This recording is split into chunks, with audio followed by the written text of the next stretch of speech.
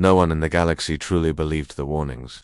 On every star chart, human space was a void black hexagon, a dead zone surrounded by angry red static. No trade routes, no diplomatic channels, no distress beacons. Just one line, repeated in 100 languages. Do not enter. Note response guaranteed. Of course, the Cathari Union wrote it off as propaganda. How could it be anything else?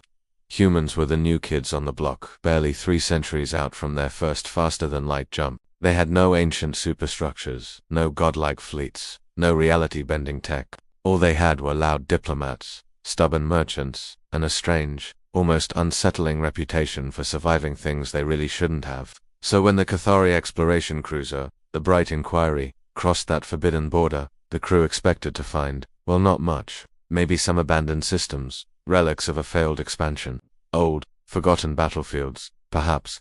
They absolutely did not expect the silence, and I don't mean the normal quiet of deep space. This was different. This was an active, deliberate absence of everything. The ship's sensors were working perfectly. All instruments were green, but nothing answered them. No background chatter, no civilian signals, no automated warnings telling them to turn back. It was like shouting into a perfectly soundproofed room. Captain Vesh's antennae twitched, a ripple of unease moving through her. Record this anomaly, she ordered, her voice tight. The archives say humans are supposed to be everywhere, so where are they? The first system they entered held a star, 8 planets, and debris, miles and miles of it. Wreckage fields stretched across the system like a frozen scream. Hull fragments from dozens of species floated in the void. Some were ancient, belonging to races long extinct. Others were advanced, from empires that were terrifyingly powerful. There were ships here older than recorded history, ships that had once made entire star systems tremble, and they were all dead, but there were no signs of a battle. No scorched hulls, no energy residues from weapon fire, no telltale signs of a fight. They just stopped. Then, engineering reported something even more disturbing. The chief's voice was a low hum over the comms. "Captain," he said, "every single Rex power core is fully intact. They weren't destroyed. They were switched off." The second system was worse. A planet orbited dangerously close to its star, but it was the colossal rings surrounding it that stole their breath. These weren't asteroid belts or artificial habitats. They were graveyards. Thousands upon thousands of ships, all locked together, fused by a material that looked like molten metal but gave off no heat, and burned into the hulls of these dead fleets were symbols.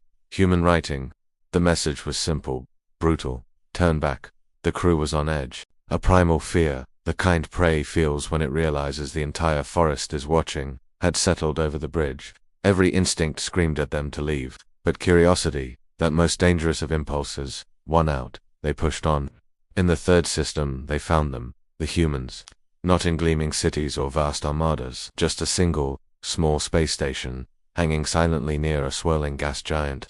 It looked ancient, scarred and patched over countless times. As the Bright Inquiry cautiously approached, their sensors suddenly flared to life. Human power signatures, waking from a long slumber. Then, a transmission came through. The voice was clear, calm, and unmistakably human. "You crossed the line," it said, with no trace of anger. "That was your last mistake." Captain Vesh swallowed hard, the plates on her neck clicking.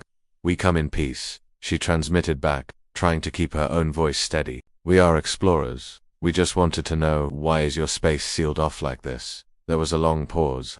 Then, the human on the other end laughed. It wasn't a cruel laugh, but a tired, weary one. "Because we learned something the hard way," the voice replied. "The galaxy isn't dangerous because of monsters. It's dangerous because of conquerors." The station's lights brightened, and powerful holographic projectors activated, flooding the bridge of the Bright Inquiry with images. Wars. Endless, brutal wars. The projectors showed species rising, conquering, exterminating, and moving on to the next victim. Civilizations were erased for resources. Planets were cracked open like eggs. Suns were harvested for energy. Great empires collapsed under the weight of their own cruelty. It was the brutal, bloody history of the galaxy, laid bare. And then, the human voice continued. "They met us." New images flickered into existence. Human ships, small, crude, almost primitive by galactic standards, facing down overwhelming armadas. The holograms showed them losing battles, losing entire worlds. But they kept surviving. They adapted. "Every species that entered our space tried the same thing," the voice explained. "They tested us. They took a colony. They bombarded a planet from orbit. They slaughtered civilians just to see how we'd react. The images changed again. This was the human response. It wasn't total war. It was something more chilling. Precision strikes that disabled entire fleets without destroying a single ship. Surgical attacks that caused infrastructure to collapse. Fleets were left powerless, their weapons cold, their engines dead. Not a single escape pod was destroyed. Humans don't fight to conquer, the voice said, its tone dropping to a quiet, almost intimate level. We fight to end threats. Permanently. Captain Vesh stared as the final images appeared. Entire armadas from the galaxy's most feared empires, drifting powerless in the dark. Their crews were alive, but trapped, waiting for a rescue that would never come. Why, she whispered, the word barely audible. Why not just destroy them? Because destruction is temporary, the human replied. A new fleet can always be built, but fear lasts longer. A lesson is more permanent. Suddenly, alarms shrieked across the bridge of the bright Inquiry. Systems flickered and died, not failing, just pausing. The lights went out. The engines fell silent. They were adrift. Relax, the calm human voice said, cutting through the panic. We won't hurt you. You didn't attack. You didn't even power up your weapons. That matters to us. As quickly as it had vanished, power flooded back into the ship. The lights came on. The engines hummed back to life. But understand this, the human finished, his voice leaving no room for argument. No ship that came here to conquer ever returned to its home. Those that came to take, they stayed to reflect. A final message appeared on every screen on the bridge. Exit vector calculated, do not return, and just like that, the station powered down. The human systems went silent again, disappearing from the sensors. The active silence returned, as the bright Inquiry raced away from human space. Following the calculated path, Captain Vesh finally understood. Human territory wasn't empty. It wasn't a wasteland.